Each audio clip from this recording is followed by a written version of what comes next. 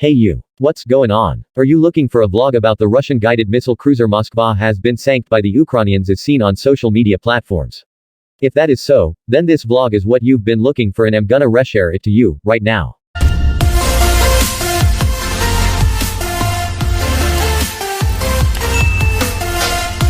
But first, let's have a big shout out to all of you guys who relentlessly support my channel. Thank you very much for your support guys. Having said that, let's jump into the vlog. Guys, in consonance to latest news pronouncements by leading media networks, the Russian guided missile cruiser Moskva has been reported to be now resting deep beneath the Black Sea this morning, 15th of April. Whether it lies there as the victim of Ukrainian missiles, Russian incompetence, bad luck or a combination of all three is unclear as of the moment. What is certain, though, is that the biggest wartime loss of a naval ship in 40 years will raise troubling questions not only for Moscow, but for military planners around the world. What caused the sinking? The ship sank off the coast of Ukraine in the Black Sea on Thursday. Russia's defense ministry says a fire of unknown origin detonated the ship's stored ammunition and the resulting explosions left the Moskva with structural damage. It says the warship then sank amid rough seas as it was being towed to a nearby port.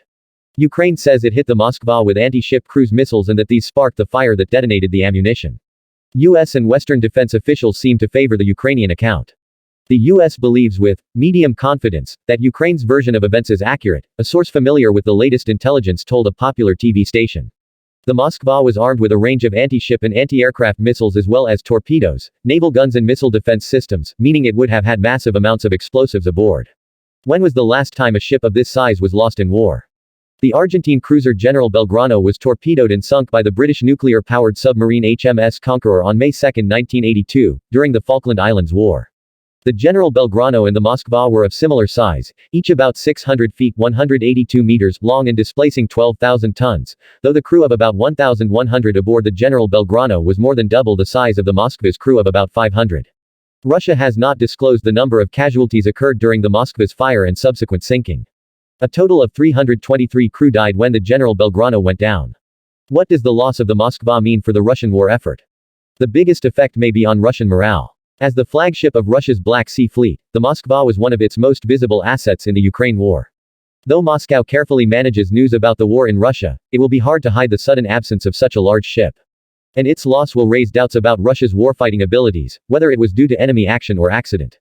Both explanations for the sinking of the Moskva indicate possible Russian deficiencies, either poor air defenses or incredibly lax safety procedures and damage control on the Black Sea Fleet's flagship, analysts Mason Clark, Katerina Stepanenko, and George Bajos at the Institute for the Study of War wrote in their daily war briefing. Carl Schuster, a former U.S. Navy captain, said the doubts went all the way to the Kremlin. It raises questions about naval competence 10 years after Russian President Vladimir Putin announced he was going to restore the Navy's capabilities, morale and professionalism, Schuster said. It seems he has not been able to keep any of his promises for any of Russia's military services, Schuster said, noting Russia had suffered setbacks on land too. But analysts are split on what impact the sinking will have on the Russian invasion. The ISW analysts see it as a relatively minor blow, saying the ship was mostly used for cruise missile strikes on Ukrainian logistics centers and airfields. Russia has land-based systems and strike aircraft that can do the same thing, they said. However, they added that if it was indeed a Ukrainian missile that led to the sinking, the Russian Navy would have to rethink its operations, possibly moving ships farther from Ukrainian territory and adjusting their air defenses. In Washington, Pentagon spokesman John Kirby said the Moskva's main mission was air defense for the Russian forces in the Black Sea. It will have an impact on that capability, certainly in the near term, Kirby told reporters. A lesson for China. Analysts say the sinking will be carefully studied in East Asia, especially if it is confirmed that Ukrainian missiles struck the warship. In particular, analysts will be searching for any insight it might offer into any potential military conflict involving Taiwan, the democratically ruled island that Beijing's ruling Communist Party claims as part of its territory. Beijing has not ruled out the use of force to gain control of Taiwan, and this has caused tensions with the U.S., which is committed to providing the island with defensive weapons. Timothy Heath, senior international defense researcher at the RAND Corporation think tank, said the strike on the Moskva would underscore to both China and the U.S. the vulnerability of surface ships in any potential military clash. Heath said in such a scenario the U.S. Navy would want to keep its surface ships well out of range of the anti-ship missiles Beijing has amassed on the Chinese mainland. China, on the other hand, would be aware that Taiwan had been acquiring inexpensive anti-ship missiles similar to those Ukraine claims hit the Moskva, Heath and others said. Because of that, any potential Chinese invasion of Taiwan remains an extremely high-risk mission, Heath said. But some analysts said the Moskva's sinking has limited relevance for the situation in East Asia.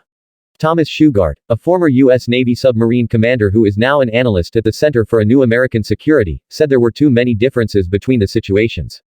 The Moskva's air defense systems are not in the same league as the more modern Aegis systems on U.S. Navy destroyers, and Ukrainian anti-ship missiles are not as good as Chinese ones, Shugart said. And Soviet-era warships like the Moskva have been typically known for their offensive punch, not for their defensive systems or their damage control, Shugart said. Guys, do you agree that Russian guided missile cruiser Moskva has been indeed really sanked by the Ukrainians? Kindly share your thoughts in the comments section and please don't forget to like, subscribe, and share this vlog, and thank you very much for supporting my channel.